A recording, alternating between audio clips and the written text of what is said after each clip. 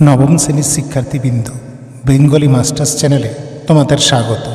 আজ এই ভিডিওতে আমি তোমাদের দ্বিতীয় পর্যায়ে ক্রমিক মূল্যায়নে ইতিহাস বিষয়ের পূর্ণমান, পাঠক্রম, নম্বর বিভাজন ও প্রশ্ন কাঠামো সম্পর্কে আলোচনা করব।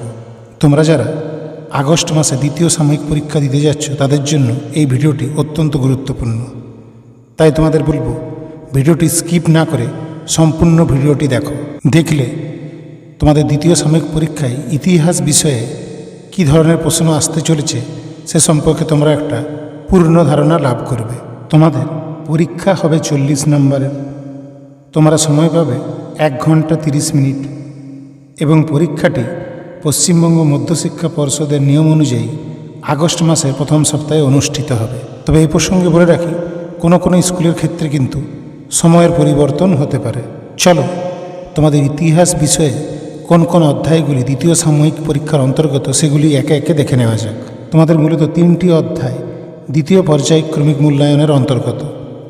তৃতীয় অধ্যায় 19 শতকের ইউরোপ, চতুর্থ অধ্যায় শিল্প বিপ্লব, উপনিবেশবাদ ও সাম্রাজ্যবাদ এবং পঞ্চম অধ্যায় 19 শতকে ইউরোপ।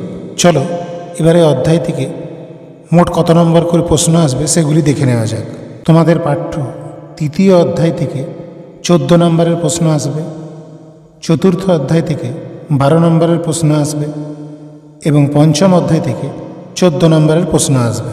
চলো এবার প্রতিটি অধ্যায় থেকে কোন ধরনের প্রশ্ন কটি করে আসবে তা বিস্তারিত আকারে জেনে নেওয়া যাক। তোমাদের পাঠ্য তৃতীয় অধ্যায় থেকে MCQ প্রশ্ন আসবে 4টি, SAQ প্রশ্ন আসবে 4টি, 2 নম্বরের প্রশ্ন থাকবে 2টি, তোমাদের উত্তর লিখতে হবে 1টি, 4 নম্বরের প্রশ্ন থাকবে 1টি এবং 8 নম্বরের প্রশ্ন থাকবে 1টি। তোমাদের প্রশ্নপত্রে 4 নম্বরের মোট 3টি প্রশ্ন দেওয়া থাকবে, অর্থাৎ 3টি অধ্যায় থেকে 3টি প্রশ্ন। তোমাদের যে কোনো 2টি প্রশ্নের উত্তর লিখতে হবে। তোমাদের প্রশ্নপত্রে 8 নম্বরের মোট 3টি প্রশ্ন থাকবে, অর্থাৎ 3টি অধ্যায় থেকে 3টি প্রশ্ন। তোমাদের যে কোনো একটি প্রশ্নের উত্তর দিতে হবে। চতুর্থ অধ্যায় থেকে MCQ প্রশ্ন থাকবে 3টি, SAQ প্রশ্ন থাকবে 3টি, 2 নম্বরের প্রশ্ন থাকবে 2টি, কিন্তু তোমাদের উত্তর দিতে হবে 1টি, 4 নম্বরের প্রশ্ন থাকবে 1টি এবং 8 নম্বরের প্রশ্ন থাকবে 1টি।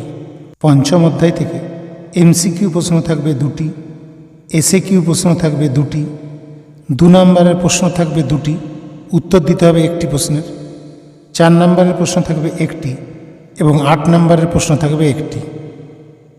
শিক্ষার্থীবৃন্দ, তোমরা যদি ভিডিওটি দেখে উপকৃত হয়ে থাকো তাহলে ভিডিওটিকে লাইক করতে ভুলো না এবং তোমার বন্ধুদের সাথে শেয়ার করে নাও, যাতে তারাও তোমার মতো সমানভাবে উপকৃত হতে পারে। ভিডিওটিকে শেষ পর্যন্ত দেখার জন্য অসংখ্য ধন্যবাদ।